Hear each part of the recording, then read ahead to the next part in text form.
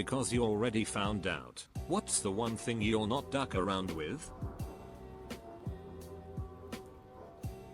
Inverted storm surge. This happens as a hurricane approaches a coastline. If you search, you'll find pictures of people walking around in shallow, empty stretches of beach. The storm gets close enough and the low pressure within the eye basically sucks up millions of gallons, pulling it away from shore. It can go for miles sometimes, depending on the strength. Anyway, that water comes back. With prejudice. I grew up on the Alabama Gulf Coast. Walked down to the beach as a hurricane was approaching. I was in middle school and had no idea you couldn't see a hurricane the same way you can a tornado. Anyway, the beach was drained entirely.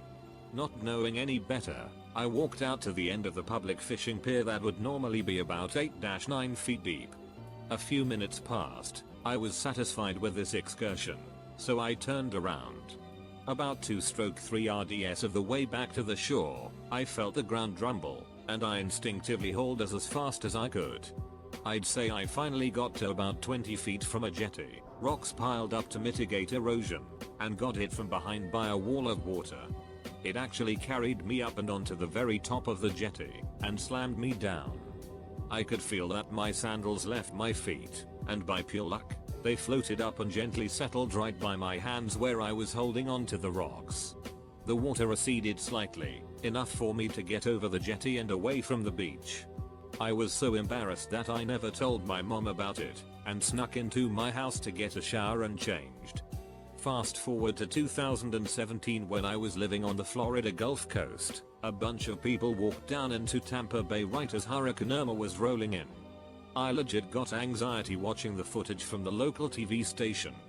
Needless to say, I've never gone anywhere near the water ahead of a hurricane again.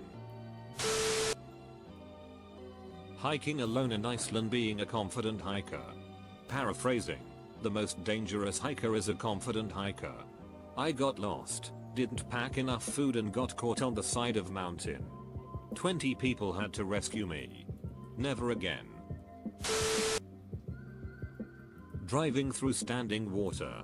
Just because the car in front of you makes it through doesn't mean you will. Just went through Hurricane Debby this past week. The number of people driving through deep water was shocking. Yesterday, they found a car with the driver still buckled in. I made the mistake one day of deciding to be nice to my sister who was living in her truck. Her own fault, but locked the keys in the vehicle. Huge storm, but I went out and got the spare key from my parents' house. They were out of town. Then drove across town. I decided since it was raining so hard to take the surface streets instead of the highway. It was night and I don't see well at night or in the rain, so it seemed the safer option. So many roads and intersections were flooded, but most I couldn't see until I was in them. I already knew better than to try and drive through, but half the time I was already in deep water before realizing it. I really thought I was going to get stuck, but somehow made it to the other side of town. I unlocked my sister's truck, gave her a bit of cash and told her to stay put for the night. Under no circumstances should she leave the parking lot she was in and drive anywhere because the roads were so bad. I took the highway home and realized I should have gone that way in the first place. When I got home I had a text from my sister saying, "I went to QT for a drink. You were right about the roads. I almost got stuck facepalm." Sleep apnea.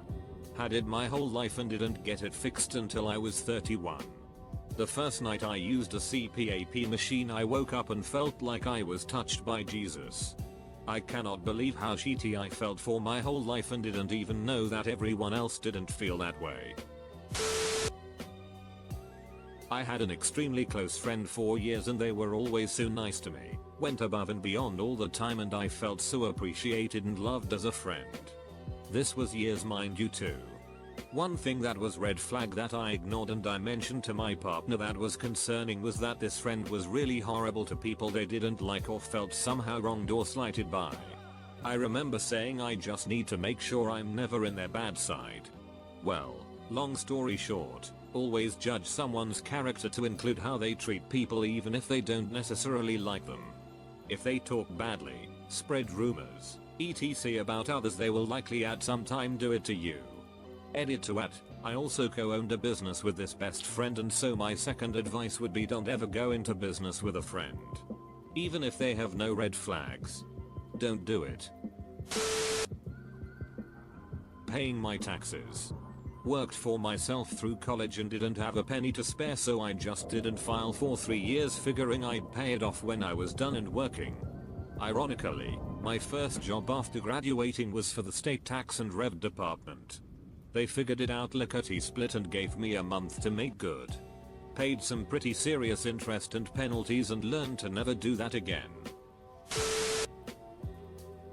Road rage. I was chased by a guy threatening me to shoot me. That was the last time I yelled at somebody while driving. Straight up. I'm trying to merge from an on-ramp. Guy kept blocking me. I honked and flipped him off. Pulled out a gun and pointed it at me. Duck that. It's a lot easier to get lost in the woods than you think. I wandered away from our campsite a little tipsy because I love looking for mushrooms. I kept going in just a little further until one time when I looked back I couldn't see my wife and friend back at the site. A few big steps to the left to reorient myself. Wait. Maybe a few steps over in this direction. Oh shit. I yelled for help, but the sound doesn't carry. The sun was just setting when I went in, but it gets dark a lot faster in the thick of the forest. I panicked. I ran. I cursed at myself. I yelled for help over and over. I tried to stay calm but also decided to keep moving because it was getting dark and cold and I knew I was in very deep shit if I didn't get out before nightfall. I spent about an hour and a half totally lost, the longest 90 minutes of my life. Finally, I heard a truck rumbling in the distance and sprinted towards it. I almost cried when I saw the clearing and popped out on a gravel road 3 km west of our campsite. Looking at a map after, had I gone any other direction it was just forest with no end in sight. My wife and friend said they went into the forest yelling my name. Of course I was probably too far at that point and heard nothing.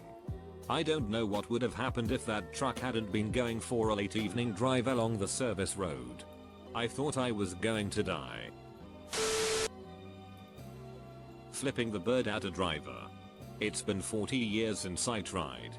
On that particular adventure I was on a 4-lane road, 2 in each direction, RTE 29 through Virginia. I was going maybe 5 miles per hour over the speed limit to pass a slow car when a car came up on my tail. The road wasn't limited access and had a lot of blind driveways. Going more than 55 really wasn't safe. The highway, named Dixie Highway, has also been referred to as Dixie Die Way.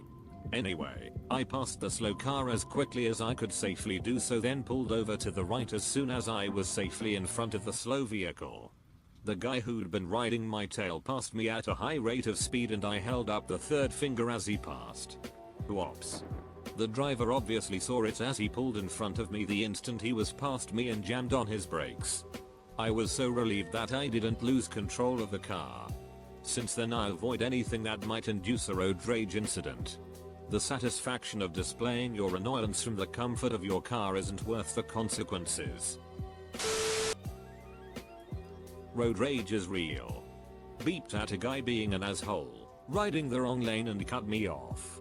Not even a middle finger or curse, just a beep. 4 dudes hopped out at the next light with guns. Luckily they were just trying to scare me and yell and got back in, but I am much more forgiving while driving and generally just get out of an asshole's way if I see them being reckless. Don't duck with the ocean. I got swept away by a wave while stupidly sitting on a rock too close to the water. I thought I was a goner and never to be found again, but then it got tired of me and threw me back towards some rocks like a used intimate hygiene tissue. I was in the ocean with my then wife. We'd gotten out to the sandbar and were just chilling. She was on a beach raft sunning and I was just gently pushing us around. I had my back to the shore and I saw something go by. It was sofa-sized and it went by pretty fast. I had this immediate understanding of what was going on. I'm standing in chest deep water in prime shark attack territory. I said, "Hey, let's go in," and started pushing towards shore. It went by between us and the shore. Then there were 2 of them. Then 3. We still had to cross the ditch, and I was realizing that we really might not make it. But it turned out to be dolphins, not sharks. I'm quite a bit more cautious in the ocean now. Going too far in a very shallow sea area by the beach, especially if the beach has wets and far into the land.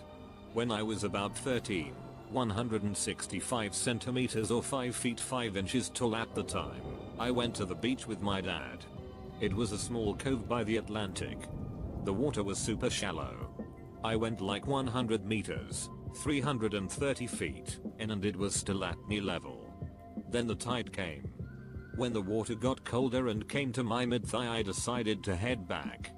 Before I had even crossed a quarter of the distance, the water was at my neck level and rising, waves crashing over my head.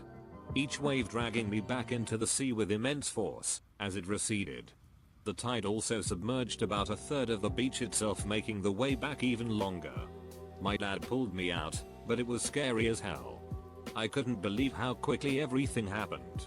I had nightmares about the sea rising and pulling me in for almost the next 10 years. They're gone now. Hugh Dart. INB4. My dad rushed to me way before the waves started crashing over my head. He had been keeping an eye on me and had waved me over, but when the water came up close to my torso, he realized I wasn't going to be fast enough and went in. By the time he reached me, the situation was as described. I was not drowning yet, but I could barely reach the sandbed with my toes while keeping my head above sea level and had no way to continue forward. Lithium batteries. I'm a curious fellow who likes to take stuff apart to see how they work. Had a camera battery go dead and thought I'd take a look-see on what makes them tick. Go to work on it with a knife. Well, what happens is that even dead batteries will ducking explode in your hands. Burn said hands, and couch, rug and carpet. I now choose much more carefully as to what I dismantle. Texting and driving. I was around 27, driving out of my neighborhood around 3 PM and remembered I forgot to text a friend about an assignment for grad school. I looked down and within 5-10 seconds, ran up onto the sidewalk. I was so mortified that I could have killed someone. Kids, a woman with a stroller, etc. Never did it again. It's been a few years and I still think about that stupid choice that could have ended horribly. Piles of leaves in the fall. Don't touch them. You never know what's in there. I was helping my grandma rake her property. It's ginormous with so many huge trees, and before she just hired people to do it, it was an extended family weekend project every year. She lives at the base of a very steep cliff on a lakefront, and the job of the 3 youngest of the 6 cousins, which includes me, was to climb that cliff and then slide back down while spreading our arms and legs and taking as many leaves as possible with us to the bottom. A very effective method to get leaves down to the yard where they will be raked, and a good job for the ones that will bounce back the quickest from repeatedly sliding down a cliff at an angle that was just shy of being too steep to climb. Don't worry, it wasn't a rock surface, it was dirt, so it didn't hurt to slide down. On the way up the cliff, I was climbing on my hands and knees through leaves that were in a thick enough layer for my entire arms to be in them. At one point, I looked down and thousands of fire ants were climbing up my arms and legs and onto my body and scurrying across all the leaves I was in. Thousands. I was directly in the nest. I panicked and fell down the cliff from about halfway up, an unplanned fall is much worse than calculated slide, lem tell ya. I hit the ground at the bottom, screaming and literally coated in red ants head to toe. Actually coated, there were so damn many of them it felt like a scene from a horror movie. My mom came running around the house and started yelling too while hitting me and trying to brush them off. She stood me up by the time my grandma came around the corner and saw the horror.